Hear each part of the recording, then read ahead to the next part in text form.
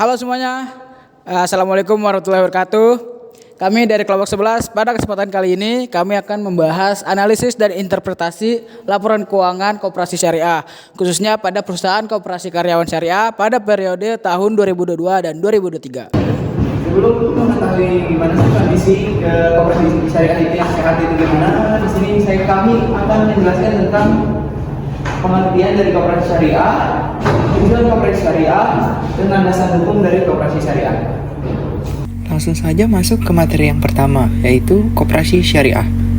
Pengertian koperasi syariah sendiri menurut Muhammad dalam bukunya Manajemen Dana Bank Syariah menyatakan bahwa koperasi syariah merupakan lembaga keuangan yang beroperasi dengan prinsip-prinsip syariah.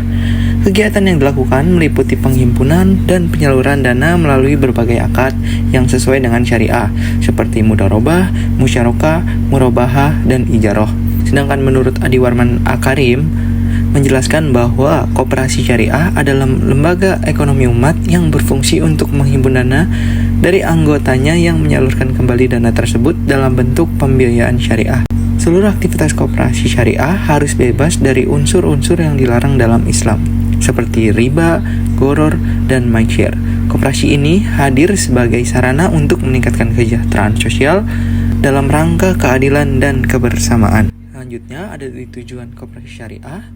Koperasi syariah memiliki tujuan yang tidak hanya fokus pada keuntungan, tetapi juga pada nilai-nilai keadilan dan kesejahteraan bersama. Tujuannya yaitu meningkat kesejahteraan anggota, menjalankan prinsip ekonomi Islam, memberdayakan ekonomi umat, menghindari praktik yang dilarang syariah, membangun keadilan sosial ekonomi. Yang terakhir itu menjadi alternatif lembaga keuangan syariah. Koperasi syariah sendiri berfungsi sebagai pilihan bagi masyarakat yang ingin bertransaksi dan berinvestasi secara syariah tanpa menggunakan jasa lembaga keuangan konvensional. Kemudian ada landasan hukum koperasi syariah. Koperasi syariah sendiri diatur dalam Undang-Undang Dasar 1945 Pasal 33 Ayat 1. Kemudian ada Undang-Undang Nomor 25 Tahun 1992. Kemudian ada Peraturan Menteri Koperasi dan UKM Nomor 16. Kemudian ada Fatwa DSN MUI yang merujuk pada Fatwa Nomor 1 tentang giro, nomor 4 tentang murabahah, dan fatwa lainnya terkait akad-akad tersebut. Kemudian ada peraturan OJK. Untuk koperasi syariah yang bergerak di sektor keuangan mikro juga tunduk pada regulasi OJK terkait lembaga keuangan mikro syariah. Nah, setelah tadi kita sudah tahu definisi dan landasan hukum syariahnya, di sini kita akan mengetahui bagaimana si rumus analisis rasio laporan keuangan syariah. Di sini ada rasio profitabilitas, selanjutnya itu ada pedoman penilaian profitabilitas, selanjutnya itu ada rasio likuiditas, dan selanjutnya itu ada pedoman penilaian likuiditas. Terus yang terakhir di sini ada rasio solvabilitas dan juga penilaian pedoman solvabilitas. Baik, selanjutnya di sini kita akan mengetahui bagaimana rumus analisis rasio laporan keuangan koperasi syariah. Yang pertama itu ada rasio profitabilitas. Di rasio profitabilitas ini ada return on asset. Rumusnya itu sisa hasil usaha dibagi total aset dikali 100%. Yang kedua itu ada return on equity. Rumusnya itu sisa hasil usaha dibagi modal sendiri dikali 100%. Yang ketiga itu ada net profit margin. Rumusnya itu sisa hasil usaha dibagi pendapatan dikali 100%. Semakin tinggi rasio ini, maka semakin baik kinerja keuangan koperasi, karena menunjukkan kemampuan mencetak laba yang lebih besar. Selanjutnya itu ada pedoman penilaian profitabilitas. Penilaian profitabilitas usaha koperasi dilihat dari 3 rasio utama yang tadi sudah disebutkan. Skor penilaiannya itu diukur dengan skala 0 sampai 100. Semakin tinggi nilainya, semakin baik juga profitabilitasnya. Itu ada rasio likuiditas atau current ratio. Rumusnya itu aset lancar dibagi kewajiban lancar dikali 100%. Jadi rumus ini menunjukkan kemampuan koperasi membayar kewajiban jangka pendek dengan aset lancar. Semakin tinggi rasio, semakin baik likuiditasnya. Selanjutnya ada pedoman penilaian rasio likuiditas ini menilai likuiditas usaha berdasarkan current ratio. Rasio idealnya itu 200% sampai 250%. Menunjukkan nilai 100 karena menunjukkan nilai likuiditas sehat. Di bawah 125% atau di atas 325%. itu menunjukkan nilai 0, yaitu beresiko dan tidak efisien. Semakin dekat ke rasio ideal, nilainya semakin tinggi. Yang terakhir itu ada rumus rasio solvabilitas. Ini seperti debt to asset ratio. Rumusnya itu total utang dibagi total aset dikali 100%. Terus juga ada debt to equity ratio. Rumusnya itu total utang dibagi modal sendiri dikali 100%. Rumus rasio solvabilitas ini untuk mengukur kemampuan koperasi membayar seluruh kewajibannya. Selanjutnya ada pedoman penilaian solvabilitas atau debt to asset ratio. Semakin kecil rasio utang terhadap aset, semakin sehat kondisi keuangan. Idealnya itu kurang dari 40% menunjukkan nilai 100. Jika 80% itu menunjukkan risiko tinggi atau nilai 0. Selanjutnya ada debt to equity rasionya menilai seberapa besar utang dibanding modal sendiri. Idealnya itu kurang 70% menunjukkan nilai 100. Jika 200% menunjukkan utang terlalu tinggi atau nilai 0. Selanjutnya di sini saya akan melakukan perbandingan kesehatan pada laporan keuangan perusahaan koperasi karyawan syariah pada tahun 2022-2023, yang mana adakah kenaikan yang positif atau negatif, atau ada penurunan yang positif atau negatif.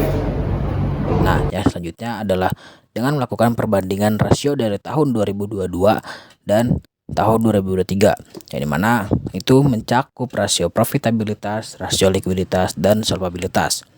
Masuk ke rasio profitabilitas, yang dimana rasio profitabilitas di sini kita lihat dari ROA, bahwa ROA pada tahun 2022 yaitu sebesar 3,73%, sementara pada tahun 2023 yaitu 2,73%. Lalu kita lihat juga dari ROE, yaitu pada tahun 2022 yaitu sebesar 8,49%, sementara pada tahun 2003 yaitu sebesar 6,40%. Lalu pada NPM-nya atau net profit margin pada tahun 2022 yaitu sebesar 16,52%, sementara pada tahun 2023 yaitu menurun sehingga sebesar 9,47%. Dari hasil olahan tersebut, maka dapat diklasifikasikan bahwa rasio profitabilitas ini terjadi penurunan yang signifikan di tahun 2023, yang dimana hal tersebut menjadikan bahwa pada tahun 2023 koperasi karyawan syariah dalam kondisi yang kurang sehat. Ya, lalu yang selanjutnya dilihat dari rasio likuiditas, di mana rasio likuiditas ini melihat yaitu current ratio, yang dimana current ratio pada tahun 2022 yaitu sebesar 435,49%, sementara pada tahun 2023 yaitu mengalami penurunan sebesar 309,85%. Maka dengan hal tersebut dapat diketahui bahwa dalam rasio likuiditas ini terjadi penurunan juga pada tahun 2023 yaitu sebesar 125,64%. Hal tersebut menjadikan bahwa dalam tahun 2003 koperasi karyawan syariah meskipun rasio tersebut tergolong masih besar, tetapi sudah dapat menggunakan kelebihan aset lancar dalam hal yang produktif yang baik dibandingkan tahun sebelumnya yaitu tahun 2022. Berikutnya melihat dari rasio solvabilitas, yang dimana rasio solvabilitas ini terbagi menjadi dua kategori atau dua kriteria, yang dimana ada debt to asset ratio dan yang kedua ada debt to equity ratio, yang dimana perbandingan ini melihat yang pertama dari debt to asset ratio pada tahun 2022 yaitu mendapatkan rasio sebesar 56,07%, sementara pada tahun 2023 mendapatkan rasio sebesar 57,33%. Lalu yang berikutnya melihat dari rasio debt to equity ratio pada tahun 2022 mendapatkan rasio sebesar 127,64%. Sementara pada tahun 2023 debt to equity ratio mendapatkan dengan rasio nilai yaitu 134,34%.